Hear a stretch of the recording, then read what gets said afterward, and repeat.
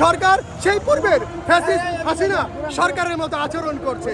আমাদের 2000 ছেলে মেয়ে এই আন্দোলনে জীবন দিয়েছে। এই 2000 ছেলে মেয়ের জীবন তো বৃথা যেতে পারে না। আমরা পরিবর্তন চাই।